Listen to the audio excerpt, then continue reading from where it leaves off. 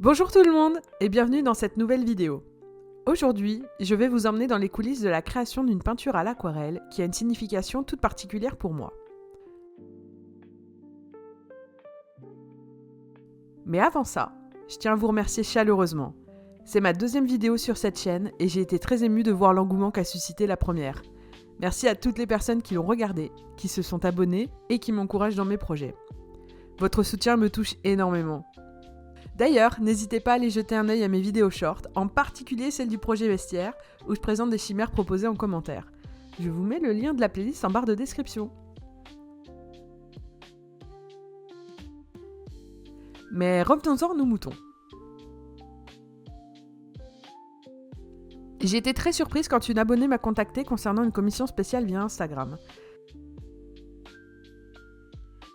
Si c'est pas déjà le cas, n'hésitez pas à aller m'y rejoindre, le lien est lui aussi en description.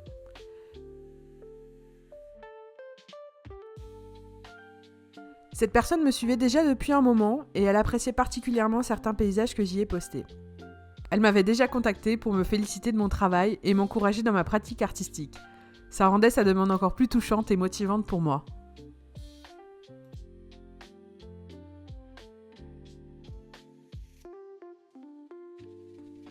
Maintenant que le contexte est posé, installez-vous confortablement, prenez une bonne boisson chaude et laissez-moi vous raconter cette expérience unique.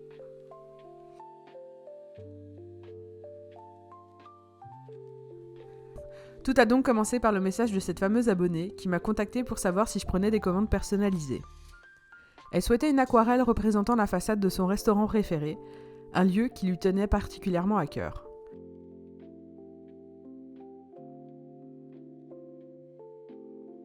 Elle m'a fourni une variété de photos de référence, tirées d'Instagram, de Google Maps ou de ses propres clichés. Certaines étaient en noir et blanc, d'autres en couleur, et elle montrait le lieu sous différents angles. Elle tenait absolument à ce que les éléments de végétation et les meubles de la terrasse soient inclus. En dehors de ces éléments visuels précis, elle m'a laissé un libre choix pour la création, me faisant totalement confiance pour le style de l'illustration.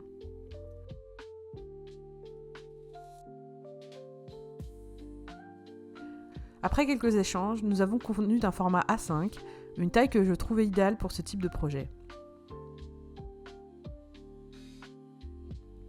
Cette peinture était prévue comme un cadeau de Noël, ce qui ajoutait une émotion et une certaine pression supplémentaire à ce projet.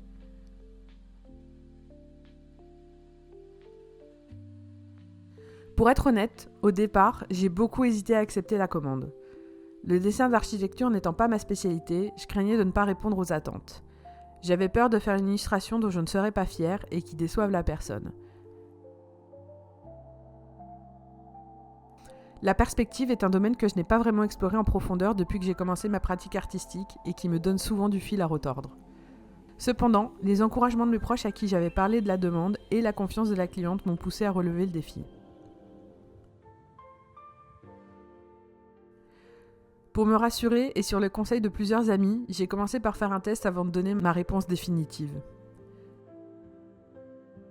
J'ai d'abord réalisé un sketch numérique pour ajuster les proportions et travailler les perspectives avant de passer au papier. Ce test m'a permis d'éviter des erreurs majeures, de visualiser clairement la composition, mais aussi d'expérimenter des techniques que je ne connaissais pas, comme le travail des reflets sur les vitres. Étonnamment, je me suis sentie plutôt à l'aise dans cette phase de test. Le fait de savoir que ce ne serait pas la version finale a enlevé beaucoup de pression et je me suis surprise à vraiment aimer le rendu de ce brouillon, qui au final avait une qualité bien plus poussée que prévu. Ce test a donc été concluant de mon côté et je l'ai envoyé par message à la cliente qui, elle aussi, a été ravie de ce travail préliminaire, ce qui m'a rassurée et motivée à poursuivre.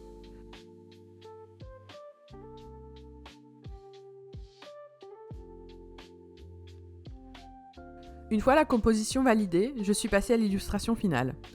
Après avoir choisi mon papier, une feuille en coton en 300 g par mètre carré, j'y ai transféré le croquis.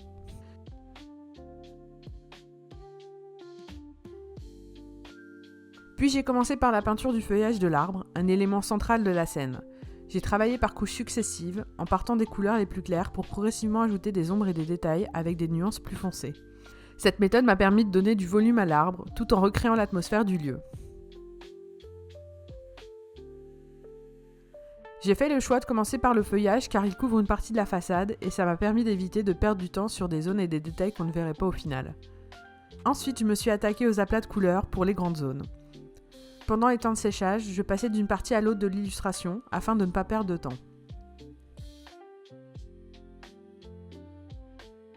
Les périodes de séchage peuvent être challengeantes pour moi, car je peux parfois manquer de patience et continuer à peindre alors que la couche précédente n'est pas sèche, créant des dégâts difficilement rattrapables en aquarelle.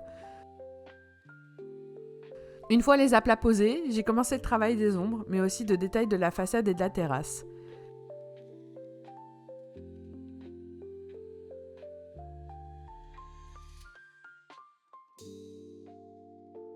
J'ai ressenti une certaine appréhension à ce moment-là, en particulier pour les détails du bâtiment.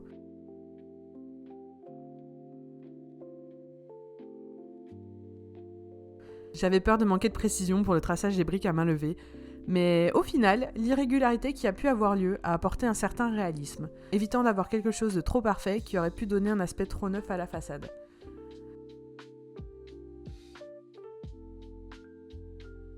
Le travail de reflet sur les différentes zones vitrées a été plutôt rapide. J'ai vraiment aimé cet exercice, réfléchissant aux zones d'ombre projetées par l'arbre, mais aussi par les rebords des fenêtres.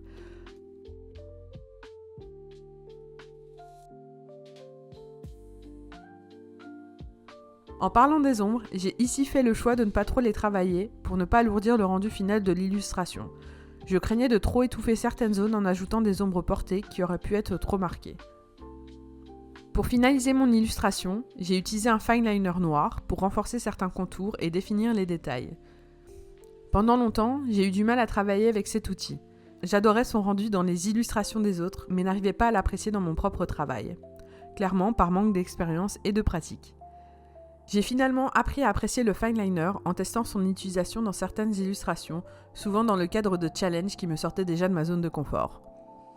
À l'heure actuelle, je l'utilise encore rarement, mais j'ai de plus en plus envie d'explorer l'idée de l'ajouter davantage dans mes créations, car je trouve qu'il apporte une précision et une finition élégante aux illustrations. Une fois ma création finie, je l'ai soigneusement emballée avant de la glisser dans une enveloppe, direction la capitale canadienne. La livraison de l'illustration a eu lieu en pleine grève des services postaux canadiens, ce qui a rendu incertaine la date de réception, même en ayant fait appel à un autre service. Entre l'envoi et la réception, je regardais frénétiquement le suivi du colis pour informer la cliente de l'avancée de la livraison. Même si elle était au courant de la situation et des risques de retard, je craignais vraiment que le colis arrive après Noël et qu'elle n'ait rien à mettre sous le sapin. Heureusement, l'illustration est arrivée juste à temps et la cliente a été très enthousiaste lorsqu'elle l'a reçue. Elle était très contente du rendu final et m'a complimenté sur mon travail, tout en étant soulagée que le colis soit arrivé à temps. Cette expérience a renforcé ma confiance en mes capacités et m'a motivée à envisager d'autres commandes personnalisées à l'avenir. Cette première commande m'a appris beaucoup de choses, à sortir de ma zone de confort bien entendu, mais aussi à davantage faire confiance à mon processus créatif et à accueillir les défis comme des opportunités de progression. C'est une étape importante dans mon parcours artistique et je suis reconnaissante d'avoir pu la vivre.